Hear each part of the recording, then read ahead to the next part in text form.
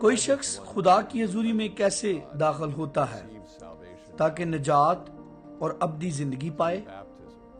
باپ، بیٹے اور روح القدس کے نام میں بپتسمہ پانے سے۔ یسوع ہماری دنیا میں داخل ہوا اور جسم اختیار کیا اور اپنے جسم کو دنیا کے گناہوں کی قربانی کے لیے خون کے ذریعہ پیش کیا۔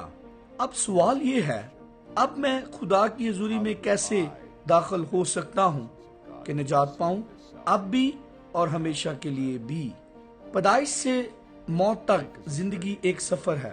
دنیا میں ہر انسان گناہگار کے طور پر پیدا ہوتا ہے، جس کا سفر موت کی جانب ہے۔ جس لمحہ ہم دنیا میں آتے ہیں تو ہمارا سفر شروع ہو جاتا ہے۔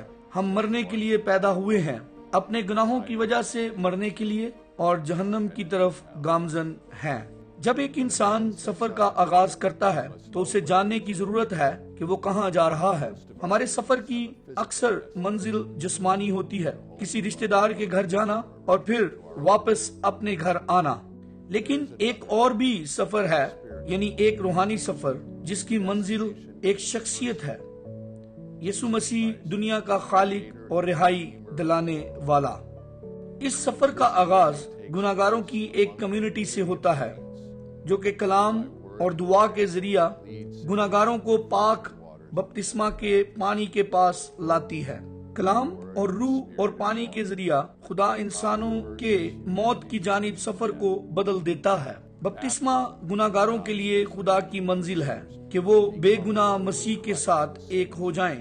باپ، بیٹے اور روح القدس کے نام میں پانی کا بپتسمہ کے ذریعے ہمارا ناپاک وجود یسوع کے پاک بدن سے مل جاتا ہے اور ہم نجات اور ہمیشہ کی زندگی پاتے ہیں۔ مسیح کے لیے زندگی کا سفر بپتسمہ سے جسمانی موت تک ہے، جو کہ ابدی زندگی میں داخل ہونا ہے۔ پانی کے بپتسمہ میں ایک مسیحی موت سے نکل کر مسیح میں نئی زندگی کے لیے نئی پیدائش پاتا ہے جو کبھی ختم نہیں ہوتی۔ جس لمحہ ہم بپتسمہ کے پانی میں اترتے ہیں تو ہمارا سفر شروع ہو جاتا ہے۔ ہم زندہ رہنے کے لیے دوبارہ پیدا ہوتے ہیں، کیونکہ بپتسمہ موت کو ختم کر دیتا ہے۔ جیسا کہ نیا عہد نامہ کہتا ہے، اے موت تیری فتح کہاں رہی، اے موت تیرا ڈنگ کہاں رہا۔ بپتسمہ کے ذریعے خدا اس وقت اور ہمیشہ کے لیے زندگی لاتا ہے۔ یسوع مسیح ہمیں متی 7 باب 13 سے 14 آیت میں بتاتا ہے، تنگ دروازہ سے داخل ہو کیونکہ وہ دروازہ چوڑا ہے اور وہ راستہ کشیدہ ہے جو ہلاکت کو پہنچاتا ہے، اور اس سے داخل ہونے والے بہت ہیں، کیونکہ وہ دروازہ تنگ ہے اور وہ راستہ سکڑا ہے جو زندگی کو پہنچاتا ہے، اور اس کے پانے والے تھوڑے ہیں۔ اسی طرح سے بپتسمہ کی طرف یہ روحانی سفر ایک مشکل سفر ہے جو آزمائشوں اور مشکلات سے بھرا ہے۔ یہ دنیا کی قوتوں کے خلاف جنگ ہے جو ہمیں اس کی ثقافت کے ذریعے بتاتی ہے کہ کشادہ راستہ اختیار کرو، جلال کی طرف، مسرت کے راستے کو۔ لیکن ہمارا سفر یسوع کی پیروی کرنا ہے، جس نے تنگ دروازہ کا انتخاب کیا، دکھوں اور موت کا راستہ، یروشلم کی طرف راستہ، اپنی منزل کے شہر کی طرف راستہ، کیونکہ یہی حقیقی اور اصلی برکت کی طرف واحد راستہ تھا۔ جب ایک مسیحی آسمان پر مسیح کے ساتھ بھرپور میل ملاپ کی منزل کی طرف سفر کرتا ہے تو ہم صلیب کے نیچے رہتے ہیں، مسلسل مسیح کے سایہ کے نیچے زندگی گزارتے ہیں۔ جب اس کے پاک کلام کو سنتے اور اس کی مقدس خوراک سے پرورش پاتے ہیں، جو کہ ہمیں اس سفر میں مستحکم رکھتی ہے۔ ہمارے سفر کا اختتام ہماری جسمانی موت پر ہوتا ہے، تو یہ مسیح کے ساتھ آسمانی گھر میں مکمل میل ملاپ کے لیے داخلے کا ذریعہ ہے۔ اس سفر کا مقصد ہے کہ اس وقت مسیح کی جسمانی موجودگی میں زندگی گزاریں تاکہ ایک دن ہم ہمیشہ تک زندہ رہ سکیں اور اس کے مذبح پر ابد تک اس کے ساتھ ہوں۔ ایک مسیحی مسافر زندگی کے لیے ایسے سفر میں مسیح کی پیروی کرتا ہے جو ختم نہیں ہوتی۔ جب یسوع آئے گا اور ہمارے بدنوں کی قیامت کے لیے مردوں میں سے زندہ کرے گا، یعنی وہ بدن جو پانی اور کلام کے ساتھ دھوئے گئے ہیں، وہ بدن جو مسیح کے کفارہ کے خون سے دھوئے گئے ہیں، کیونکہ مسیح میں آپ کے تمام گناہ معاف ہوئے ہیں۔ پس موت میں شامل ہونے کے بپتسمہ کے وسیلہ سے ہم اس کے ساتھ دفن ہوئے، تاکہ جس طرح مسیحی باپ کے جلال کے وسیلہ سے مردوں میں سے جلایا گیا، اسی طرح ہم بھی نئی زندگی میں چلے۔ مسیح کا سفر یروشلم کی طرف دکھوں، موت اور قیامت کی طرف بائبل کی کہانی کا مرکز ہے۔ یسوع کے خون بہانے سے گناہوں کا کفارہ نجات کی کہانی کی مراج ہے۔ ہم مسیح کی زندگی کا ایک نمونہ کو دیکھتے ہیں کہ وہ مسیح کے شاگرد کے طور پر چلے۔ اناجیل آسمان سے زمین اور پھر واپس آسمان کی طرف یسوع کے سفر کا بیان ہے، جہاں وہ بطور بادشاہ سلطنت کرتا ہے۔ یسوع آسمان سے آتا ہے کہ ہماری مانند بن جائے، ہمارے درمیان استاد کے طور پر، معجزے دکھانے والے کے طور پر رہے، صلیب پر مر جائے، زمین میں دفن ہو اور تیسرے دن مردوں میں سے جی اٹھے اور 40ویں دن آسمان پر واپس چلا جائے۔ نائسین کا عقیدہ، جو کہ کلیسیا کے ایمان کا عظیم اقرار ہے، اس سفر کو نہایت خوبصورتی سے پیش کرتا ہے۔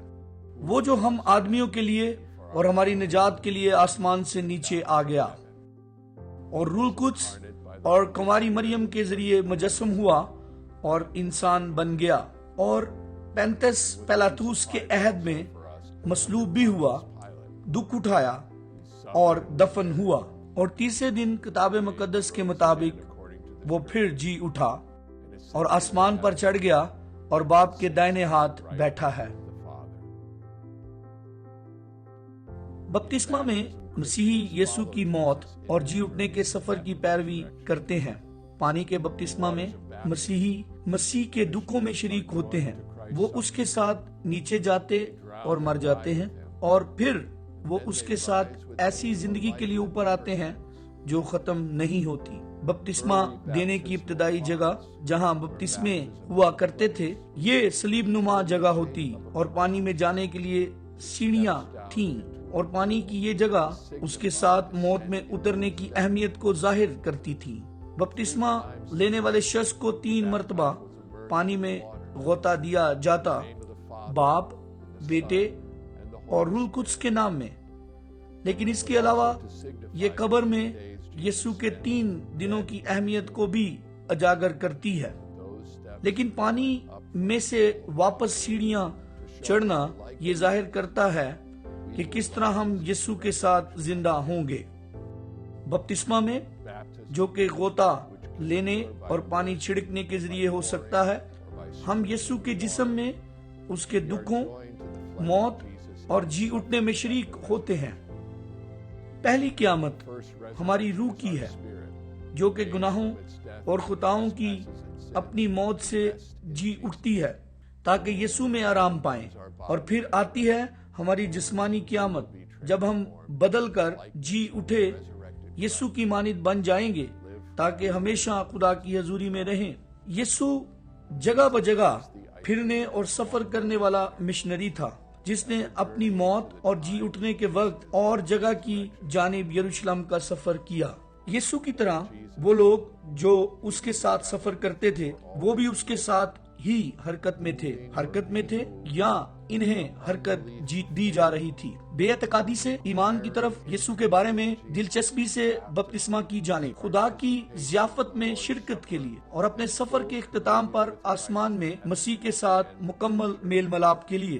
یسوع کے دنوں اور آج کل کے ہمارے سننے والوں کے لیے کلام کہتا ہے کہ مسافر یسوع کی طرف دیکھو، اسے کھلی آنکھوں سے دیکھو۔ جب تم پرانے اور نئے عہد نامہ کو اس کی گواہی دیتے ہوئے سنتے ہو، جو کہ پانی کے بپتسمہ سے دھل گئے ہیں، اور اس میز پر کھاتے اور پیتے ہیں جو اس نے آپ کے لیے مقرر کیا ہے۔ ایک مناد کی ایسے مسافروں کے لیے ایک یادگار نصیحت ہے جو کہ اس دنیا سے دوسری دنیا تک ایمان کے سفر پر گامزن ہے۔ پس جب کہ گواہوں کا ایسا بڑا بادل ہمیں گھیرے ہوئے ہے، تو آؤ ہم بھی ہر ایک بوجھ اور اس گناہ کو جو ہمیں آسانی سے الجھا لیتا ہے دور کر کے اس دوڑ میں صبر سے دوڑیں جو ہمیں درپیش ہے، اور ایمان کے بانی اور کامل کرنے والے یسوع کو تکتے رہیں، جس نے اس خوشی کے لیے جو اس کی نظروں کے سامنے تھی شرمندگی کی پرواہ نہ کر کے صلیب کا دکھ سہا اور خدا کے تخت کی دائنی طرف جا بیٹھا۔